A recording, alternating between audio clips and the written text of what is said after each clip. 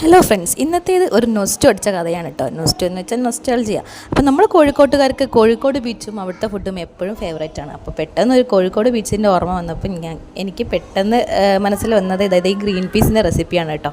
ഞാൻ കുറേ ആയിപ്പോൾ കോഴിക്കോട് ബീച്ചിൽ പോയിട്ട്, അല്ലെങ്കിൽ അവിടെ ഇടയ്ക്ക് പോകാറും അവിടുത്തെ ചായയും ഗ്രീൻ പീസ് അതുപോലെ കല്ലുമ്മക്കായ ഇതെല്ലാം ഇടയ്ക്ക് കഴിക്കുന്നതാണ്. ഇപ്പം കുറച്ചധികം ആയി ഞങ്ങൾ അവിടെ പോയിട്ട്.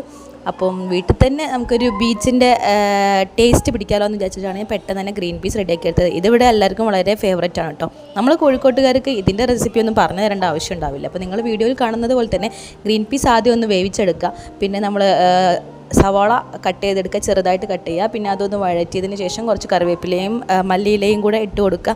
വേറെ ഒന്നും ഇതിൽ ആഡ് ചെയ്യുന്നില്ല, കുരുമുളക് പൊടി മാത്രമേ ഞാൻ ആഡ് ചെയ്യുന്നുള്ളൂ. പിന്നെ 2 മുട്ടയാണ് ഞാൻ ഇതിലേക്ക് എടുത്തിട്ടുള്ളത്. 2 മുട്ടയിലിട്ട് 3 മുട്ട എടുത്തിട്ടുണ്ട്. 3ാമത്തെ മുട്ട വഴിയേ വരുന്നതായിരിക്കും, അപ്പോൾ നിങ്ങൾക്ക് കാണാം.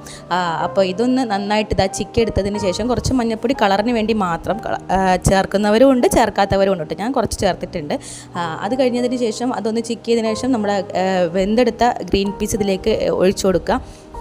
അപ്പം ഗ്രീൻ പീസിൽ വെള്ളം ഉണ്ടെങ്കിൽ അത് കളഞ്ഞിട്ട് വേണം കേട്ടോ ഒഴിക്കാൻ വേണ്ടിയിട്ട്, അല്ലെങ്കിൽ ആകെ ഫ്ലോപ്പായി പോകും. അത് വറ്റി വരാൻ കുറേ ടൈം എടുക്കും. അപ്പം ഞാൻ വെള്ളം ഊറ്റിയതിന് ശേഷമാണ് ഗ്രീൻ പീസ് അതിലേക്ക് ഇട്ട് കൊടുത്തത്. അപ്പം ലാസ്റ്റിൽ സ്റ്റെപ്പായിട്ട് കുറച്ച് മല്ലിയിലയും കൂടെ ഇട്ട് കൊടുക്കുക. ഞാൻ സവാളയിൽ കുറച്ച് അരിഞ്ഞത് മാറ്റി വെച്ചിട്ടുണ്ടായിരുന്നു. അപ്പോൾ അത് നമുക്ക് ലാസ്റ്റ് ഇതിൻ്റെ മേലെ ഒരു ഗാർണിഷ് ചെയ്യാൻ വേണ്ടിയിട്ട് ഇട്ട് കൊടുക്കാം. അപ്പം 3ാമത്തെ മുട്ട ഒഴിച്ചത് കണ്ടല്ലോ, നമ്മൾ ഇറക്കി വെക്കാനുള്ള ഒരു ടൈം ആകുമ്പോൾ ഒരു 10 മിനിറ്റ് മുന്നേ, ഒരു 5 മിനിറ്റ് 10 മിനിറ്റ് മുന്നേ മുട്ട ഇട്ട് കൊടുത്തിട്ട് നല്ല ലോ ഫ്ലെയിമിലിട്ട് നന്നായിട്ടൊന്ന് ഇളക്കിയെടുക്കുക. അപ്പോൾ നമ്മുടെ ടേസ്റ്റി കോഴിക്കോടൻ സ്പെഷ്യൽ ഗ്രീൻ പീസ് റെഡിയാണ്. അപ്പം ഇത് നമുക്ക് എല്ലാവർക്കും ഫേവറേറ്റ് ആണ്.